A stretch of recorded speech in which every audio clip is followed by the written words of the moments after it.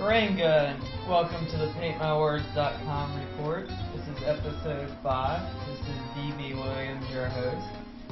This episode will chronicle a recent camping trip to Pilot Mountain, North Carolina, as well as a chess game and some images taken of Jashawn and Majay, my little brothers and friends through the Big Brother and Big Sisters program of Durham, North Carolina.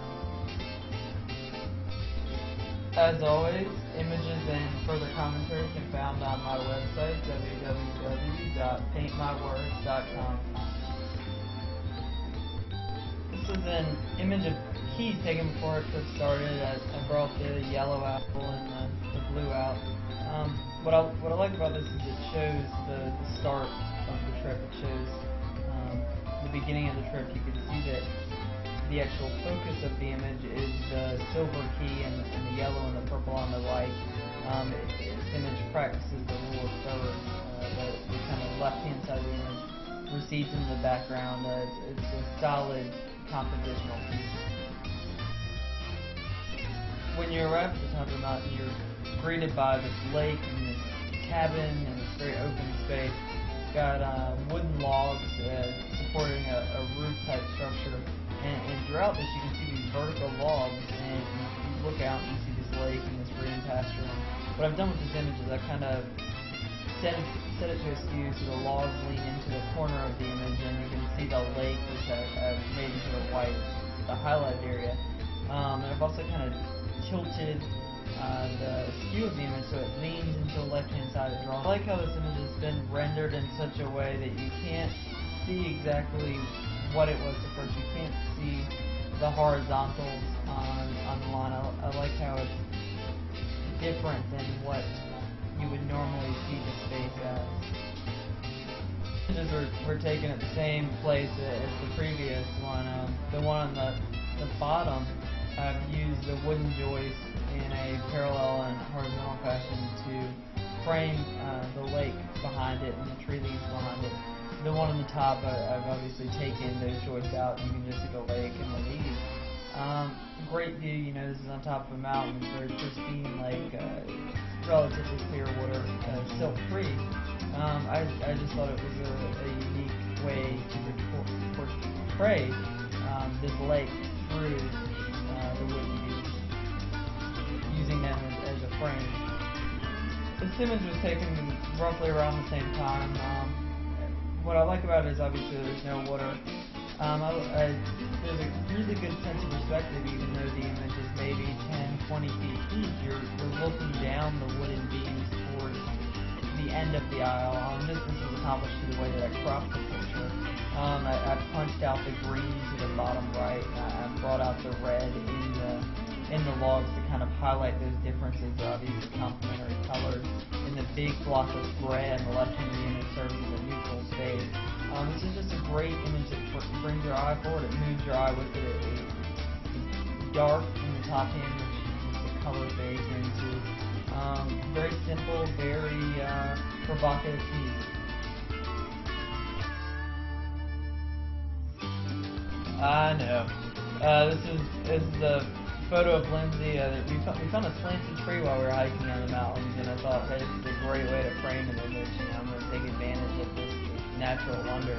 And Lindsay, being a bit more photogenic than me, volunteered and went in front of it. And I snapped this picture. You can see her expressive face of, oh, hey, Dan's taking another picture of me and making some sort of funny comment. But what I've done here is I neutralized the greens. Obviously, the greens are kind of grayed out.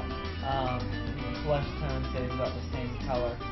What I like about it is the expression on the face and the sense of movement in the piece that the tree brings to it. It obviously cuts the image in half and down on the left-hand side. Lindsay's in the center of the image, so it's not necessarily following the rule of thirds. The tree kind of breaks the monotony of the figure up. This is a grayscale image of Lindsay. The thing about this one is obviously I've set it at a slant. I've brought out the contrast. the background is it's basically all gravel. You know, you can see Lindsay standing on gravel, she's standing on dirt, but the lumps in the rocks stand out. You know, it's almost like it's a very tactile sensation. You want to kind of touch this photograph, and you see the depth to it, even though it's a relatively flat image as far as depth of perspective goes. And what's also important to note is Lindsay's on the right-hand side. She's not directly in the center.